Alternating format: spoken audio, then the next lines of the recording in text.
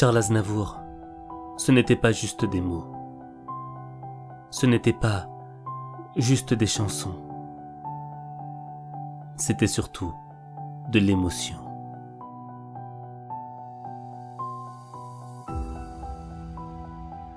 Tu peux naître dans une famille qui manque d'argent, pour qui les débuts de mois sont aussi difficiles que les fins de mois.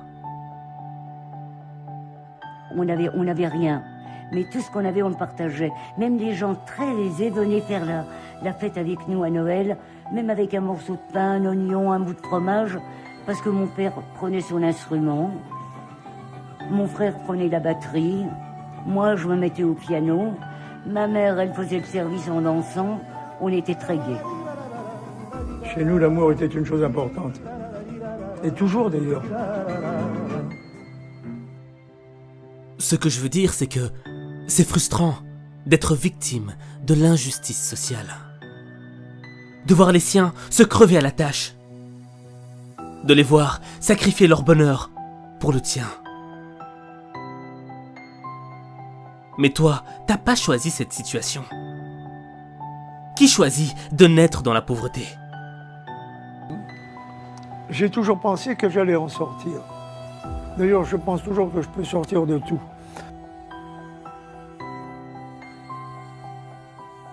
Mais si tu te focalises sur tout ce que tu n'as pas, tu en oublieras de voir les choses que tu possèdes déjà.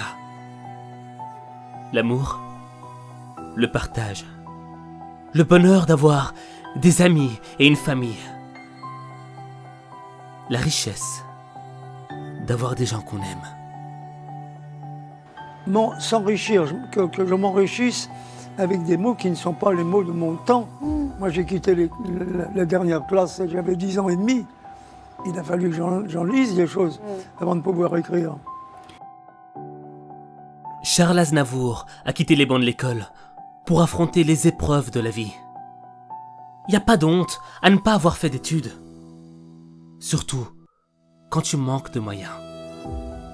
Un regret, par exemple, d'être allé jusqu'au certificat d'études, d'être autodidacte. Vous qui aimez tant vous instruire, est-ce que vous auriez aimé aller plus loin? Oui, mais on n'en avait pas les moyens. Les études étaient payées jusqu'au certificat d'études. Mais moi, j'aurais voulu avoir le brevet, pas élémentaire, brevet... Supérieur. Supérieur. Eh ben, j'ai même pas eu l'élémentaire, j'ai pas pu me le faire. Je suis sorti de l'école quand j'ai eu 10 ans et demi, à peu près.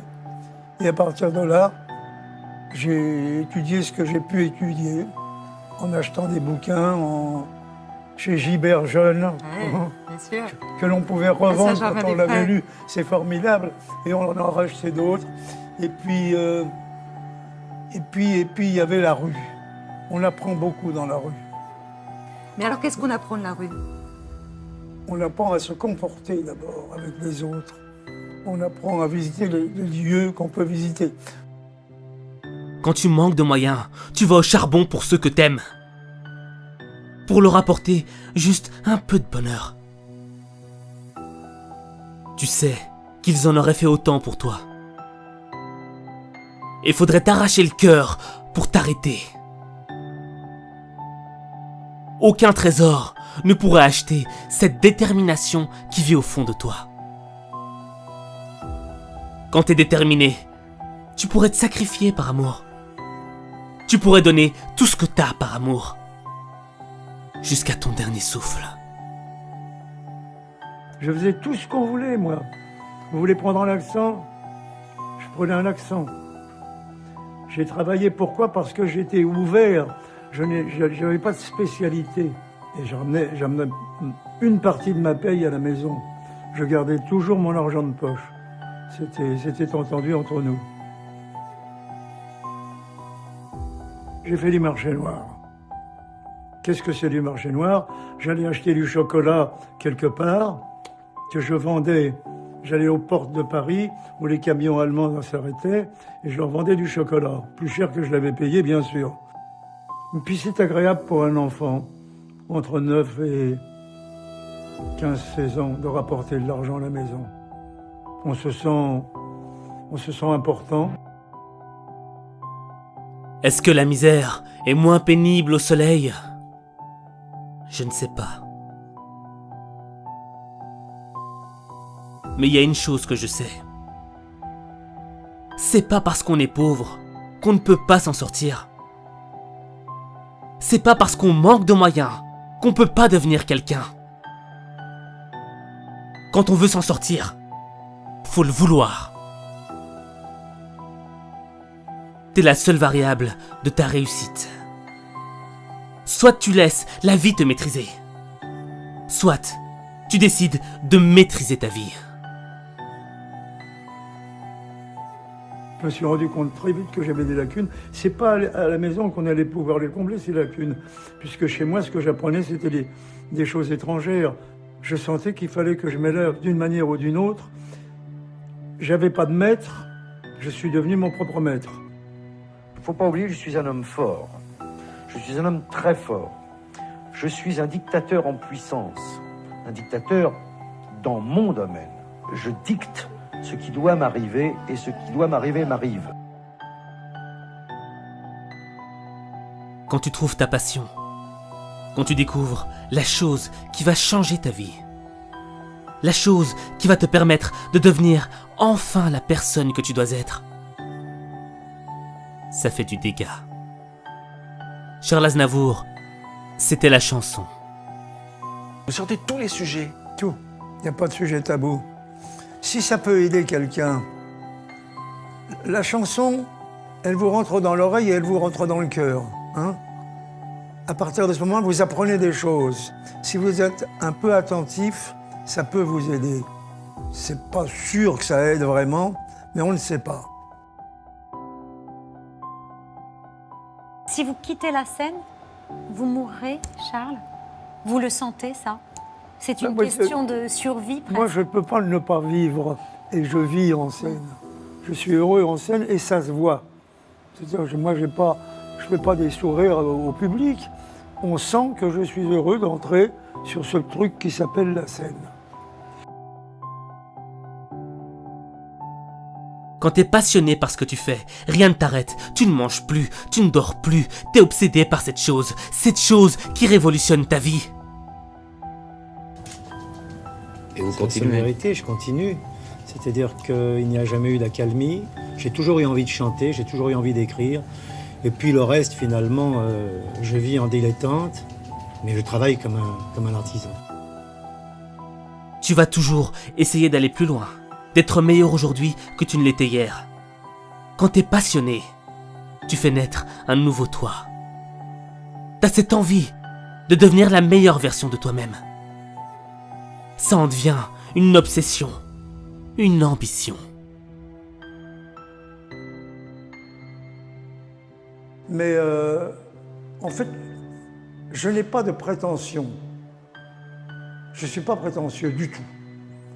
Je n'ai jamais été arriviste. J'ai été ambitieux. Mais c'est ça la langue française. Arriviste et ambitieux sont deux mots que l'on vous mettra dans le livre des synonymes. Et qui Il ne faut sont pas choisir tout le à bon. fait, hein. Charles Aznavour, c'était aussi un homme qui avait du respect pour son public. Car sans eux, il savait bien qu'il n'aurait jamais eu la vie qu'il a vécue. Et qu'est-ce qu'on ressent ces soirs-là, quand on doit annuler? Ah, moi, je ne supporte pas du tout. Mais il y a des jours où on dit « Oui, mais alors, tu vois, tu as la gorge en mauvais état, on pourrait annuler, on est assuré. » Je dis « Oui, mais le public, lui, il n'est pas assuré. » Et vous dites merci au public, vous n'êtes jamais lassé. Hein. Quand ils demandent une photo, un autographe, etc., vous dites c'est eux qui me payent. Mais je fais mieux. Je me souviens quand j'avais la Rolls, j'ai eu la folie de la Rolls, bien sûr, et qu'on venait regarder ma Rolls à la sortie de l'Olympia, je disais « Montez, regardez dedans, vous voyez ». Vraiment, je leur faisais visiter. Il y a des gens qui veulent maintenant, et ils vont le faire, qui veulent visiter mon terrain avec mes oliviers. Mais oui, pourquoi pas? Finalement, qui m'a payé ce terrain de mes oliviers? C'est mon public qui m'a payé tout ça. Je lui dois au moins cette politesse et cette gentillesse. Vous dites un jour la veste, hein, vous avez une jolie veste, vous dites c'est grâce à vous, c'est vous qui me l'avez payé. C'est ce que je dis. C'est extraordinaire. C'est vous ça. qui me l'avez payé. Et c'est vrai, je ne dis pas de mensonges. Et sur scène, je ne dis que des vérités. Si ce que les gens disent sur toi pouvait te tuer, tu serais mort il y a bien longtemps. Ce n'est pas la critique qui va t'abattre. Non. C'est ce que tu penses de toi qui va t'abattre. Et en accepter tout aussi, c'est accepter que l'on parle de vous de toutes les manières. Aucune importance. Et si tu laisses le poison de la négativité coloniser ton esprit, c'est tes espoirs que tu vas détruire. Si tu laisses les critiques pénétrer ton cœur, c'est comme si tu sabotais tes chances de caresser tes rêves. Il y a bien d'autres choses dans votre carrière, dans votre vie, dans votre cas, Charles Aznavour, qui paraissent a priori anormales. Par exemple, vous êtes tout petit. Oui. Vous n'avez pas beaucoup de cheveux sur le front. Maintenant, oui. Vous n'avez pas de voix. Vous chantez des chansons d'amour. Là, attention, on dit que j'ai pas de voix, mais si, j'ai tout de même de la voix. Comment l'entendez-vous? J'ai tout de même de la voix parce que une voix qui fait ça, qui fait 3 octaves, c'est tout de même une grande voix, je trouve. Naturellement, j'ai un voile sur la voix, mais l'étendue est très grande. C'est tout de même extraordinaire que vous soyez chanteur, non? Oui, je pense. Ce n'est pas ce que les gens disent de toi qui compte. Ce qui compte, c'est ce que tu dis de toi. Tu ne perdras pas le combat à cause de ce que l'on pense de toi. Tu perdras le combat à cause de ce que tu penses de toi. La sagesse, c'est d'ignorer les critiques qui veulent te détruire. Toi, tu vaux mieux que ça. La critique, vous dites on a beau dire au fond que l'on s'en contrefou, elle vous détruit le moral et vous en fout un coup. Qu'est-ce que vous en pensez? Ce que j'en pense, c'est que vous qui n'avez jamais répondu, c'est-à-dire vous n'avez jamais abordé le problème de la critique, vous n'avez jamais répondu ni par téléphone ni par courrier, vous avez toujours ignoré les critiques et Dieu sait si vous en avez eu. Je trouve ça formidable qu'un jour comme ça vous en parliez en disant en plus la vérité, c'est-à-dire non, on s'en fout mais en fait ça nous fait du mal quoi. Puis c'est amusant de le faire aujourd'hui parce que... Vous êtes une vache sacrée aujourd'hui. Ils peuvent pas dire du mal. Non, quand même. plus personne ne peut dire du mal de vous, Charles, c'est sûr. Alors c'est un peu peut-être Non, c'est une très bien. lâcheté, mais j'avais envie de le faire. Non, c'est bien parce que c'est pas amer en plus. Vous dites, Ah, oui, non, c'est non. vrai, la critique, on l'écoute quelque part. J'ai ça nous jamais eu touche. d'amertume. Ouais, je sais bien. S'il y a des critiques qui doivent venir, elles doivent d'abord venir de toi. Pas des critiques qui doivent t'affaiblir, non. Des critiques qui vont te construire. Construire ce nouveau toi. Vous avez transformé vos défauts en force. Non, j'ai pas transformé. J'ai fait admettre mes défauts, tout simplement. Les faire accepter par les autres. Par le public, pas par les autres. Les autres, ils l'avaient accepté déjà. Quand j'avais un ami, un camarade, il acceptait mes défauts et mes qualités, et je faisais de même pour lui. On a tous des défauts, des faiblesses, des complexes. Mais le bon sens, c'est de les reconnaître et de travailler pour s'améliorer. Quels sont mes handicaps? Ma voix, ma taille, mes gestes, mon manque de culture et d'instruction, ma franchise, mon manque de personnalité. Je crois que j'ai vu une chose et que j'avais tort. J'avais raison pour tout, mais pas... La personnalité, je ne savais pas, mais je l'avais. Parce qu'une personnalité, ça ne se fabrique pas. Les personnalités fabriquées, ça finit par disparaître. Il y aura toujours des gens pour mettre tes défauts en lumière. Ils vont te dire que t'es trop gros, trop fin, trop petit, que t'as pas une belle allure, que t'as un nez trop grand, que ton visage est laid, que tu vaux pas grand-chose. Mais c'est ta différence qui fait ta singularité.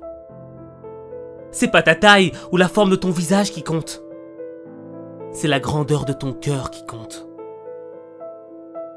L'essence de la beauté, elle vient du cœur. Et quant à cette beauté intérieure, elle rayonne à l'extérieur.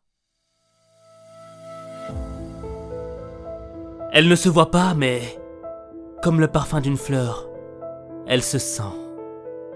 Elle se ressent. Tu dégages quelque chose de singulier. d'unique.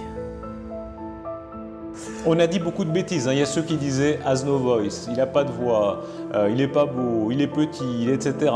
Vous les avez tous eus, hein. Oui, mais la beauté, ça n'a pas d'importance. De toute manière, quand on est un homme aimable, on finit par avoir une beauté dans le regard, dans la manière d'être en vieillissant. Tout le monde peut dire que tu ne vas jamais y arriver, que c'est trop haut pour toi. Mais si tu te dis que tu vas y arriver, si tu es persuadé que c'est possible, tu pourras le faire. Fais-le. Fais-le. Fais-le. Tu dois avoir confiance en toi. Tout doit venir de toi. De cette rage qui t'habite. Car en effet, c'est très juste ce que vous dites, et j'ai souvent pensé, les gens vous ont fait assez peu confiance au départ. Vous avez des débuts assez difficiles dans la chanson. Lorsque vous êtes mis à chanter, on a dit c'est très joli ce qu'il écrit, mais pourquoi est-ce qu'il les chante, Oui. Vous vous souvenez? Oui, je m'en souviens très Vous bien. avez gardé ces articles-là? Oui, j'ai deux bouquins d'articles, Ouais. souvent écrits par le même. Oui, en général, ça se passait comme ça, oui. Et après, lorsque vous êtes devenu acteur, on a dit c'est très bien, cet homme qui chante si merveilleusement bien, pourquoi est-ce qu'il se mêle, est-ce qu'il ne regarde pas? Non, Ouais, on m'a rien dit quand j'ai commencé une Vous carrière avez eu peur, ce coup-là? Je sais pas ce qui s'est passé, mais là où j'avais eu des articles affreux, du point de vue chanteur, du point de vue acteur, on m'a toujours un peu encensé, peut-être un peu trop. Tandis qu'on m'a aidé en me disant que j'étais mauvais dans la chanson.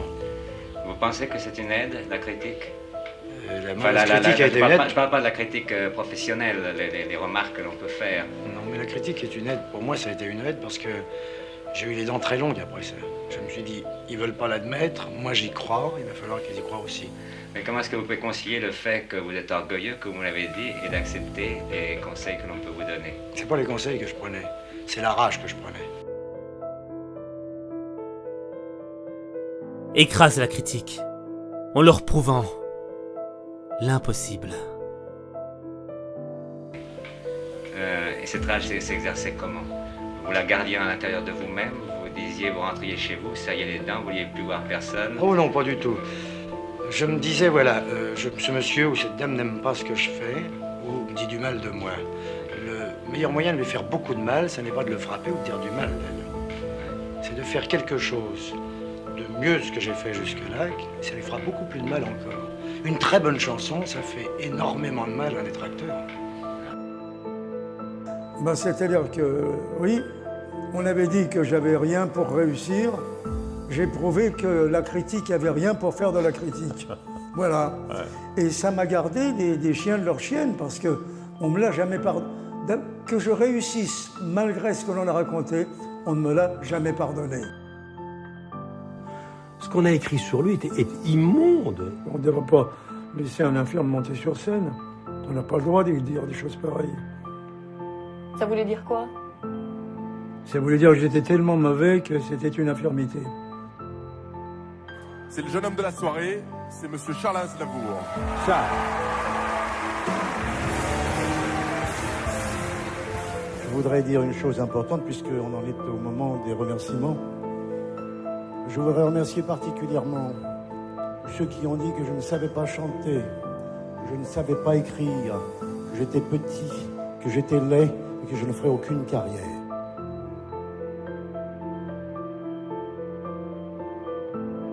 Charles Aznavour, il a attendu 12 ans avant d'arriver en haut de l'affiche. Mais pendant ces 12 années, il ne s'est jamais arrêté de bosser.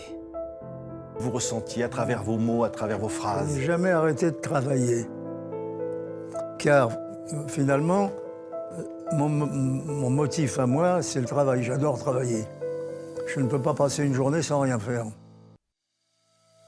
C'est Winston Churchill qui disait « Le succès n'est pas une finalité. L'échec n'est pas une fatalité.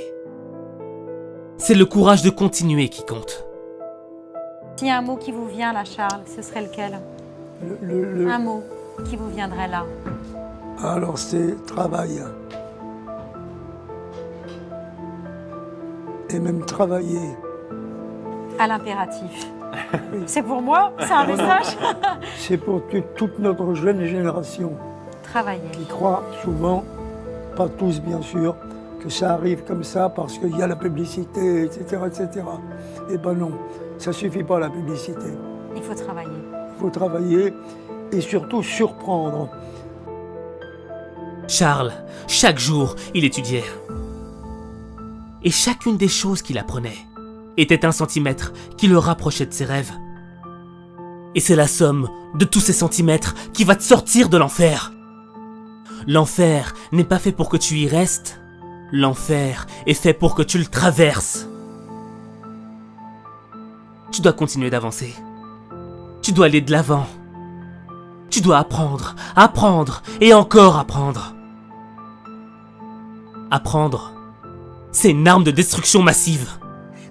Quel a été, Charles Aznavour, le moteur de votre vie, de votre réussite? Apprendre, apprendre, apprendre. C'est tout, c'est ça le vrai moteur. Et c'est pas parce qu'il a atteint le haut de l'affiche qu'il a arrêté de fournir des efforts. Qu'il s'est reposé sur les lauriers du succès. Toute sa vie, il s'est appliqué une discipline de fer pour continuer à vivre ses rêves et ne pas rêver sa vie. Je suis très discipliné aussi. J'ai une très grande discipline. On ne peut pas vivre sans discipline dans leur métier. Quand on vit sans discipline, on vit à côté de son métier. On est loin. Quelle est votre discipline? Ma discipline, c'est d'abord me lever de bonne heure. Alors ça, c'est le début. Et à la fin, c'est ce qu'on lit la nuit avant de dormir. Moi, j'ai 2 heures tous les soirs avant de dormir. De lecture? De lecture, c'était 1 heure de lecture, 1 heure d'apprentissage. D'apprentissage? Qu'apprenez-vous? En ce moment, oui. Le russe. Ah, vous apprenez le russe? Le chinois. Ah oui. Ah oui. Non, mais vous avez raison. Bon, à l'heure actuelle, j'ai des chansons traduites en russe, j'en chante, mais je n'ai rien de traduit en chinois. Moi, ce que je veux, leur chanter mes textes dans leur langue. Et quand il s'agissait d'argent, Charles Aznavour, il avait tout compris. L'argent, c'est pas important. Ça compte, ça aide quand même. Attention, nous revenons à la langue française, ça n'est pas important. C'est très utile, pas pareil. L'important, quand l'argent est important, il est en banque. Quand il est utile, il roule. Moi, je gagne de l'argent et je dépense de l'argent. Car je pense que l'argent que je gagne, il est fait pour rouler avec le reste d'argent qui est venu chez moi. Je dépense beaucoup d'argent.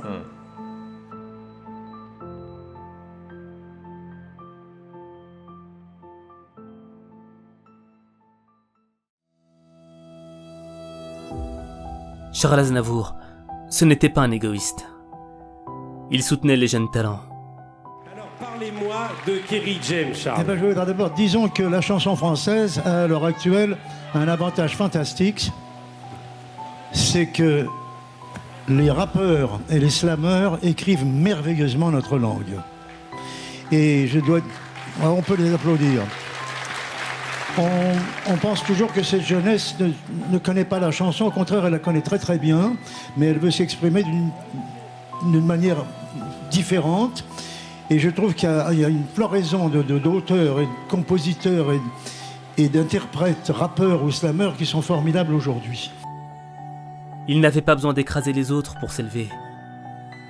Lui, il tendait la main vers les autres, pour monter encore plus haut ensemble que si l'on était seul. Je suis très proche de la jeunesse parce qu'en étant très proche de la jeunesse, je ne suis pas loin de la mienne. Et je pars du principe que ce qu'il faut savoir garder vivant en soi, c'est le vocabulaire et le regard de l'enfance. Moi, je ne suis pas désagréable. D'abord parce que je ris beaucoup, je m'amuse, j'adore rire, j'adore plaisanter, j'adore des bêtises. Vous faites quelques bêtises, c'est pas grave. J'en fais toujours, moi. Mais je le fais parce que je veux les faire aussi. Je suis un dingue dans la vie, mais pas un dingue au travail. Je suis une grande gueule, et puis je m'en fous. Ce n'est pas l'âge qui compte, c'est l'esprit.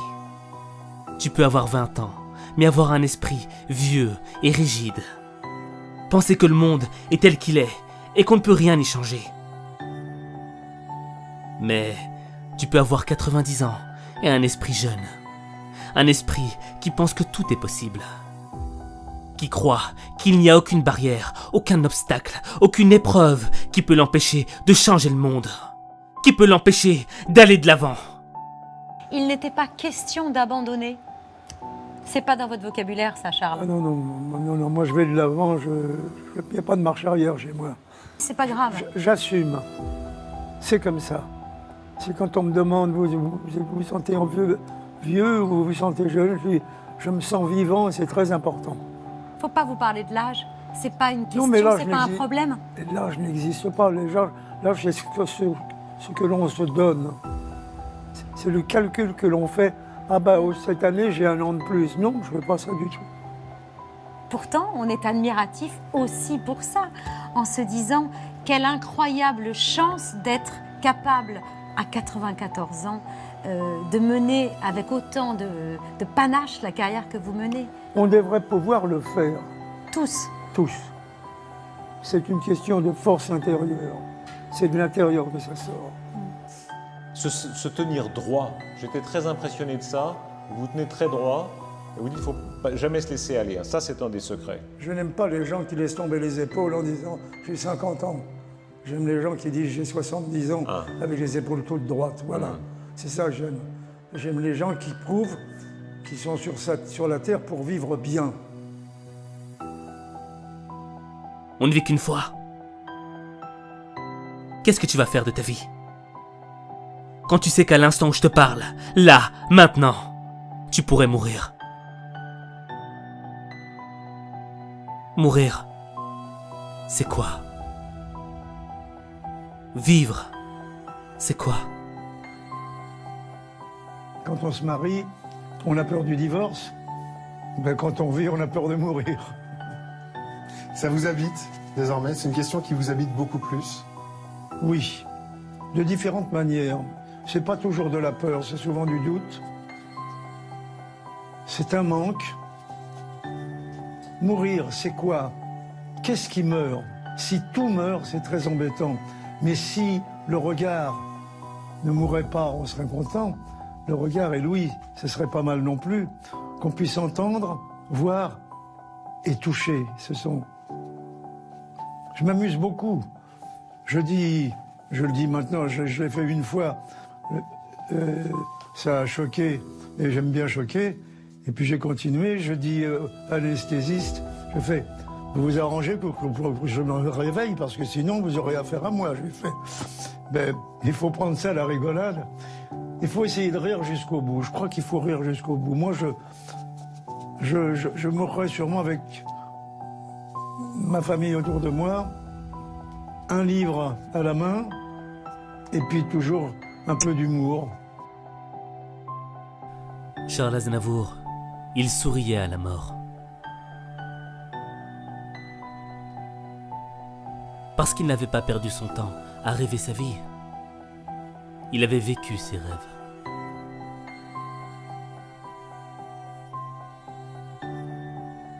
Il souriait à la mort parce qu'il était devenu la personne qu'il devait être.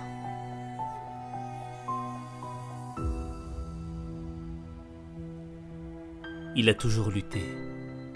Et lorsque personne ne croyait en lui, il continuait d'y croire.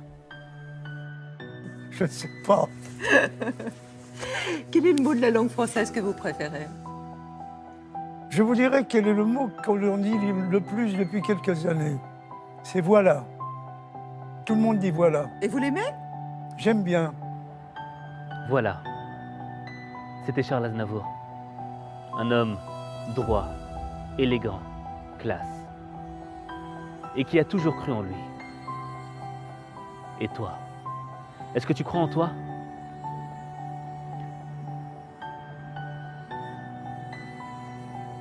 Quel est le sens de ta vie? Je veux dire, est-ce que tu vas vivre une vie qui ne te convient pas?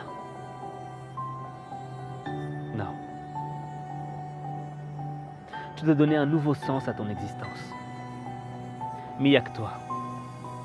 Il n'y a que toi qui peux révolutionner ta vie. Il n'y a que toi qui peux donner ce nouveau sens à ta vie.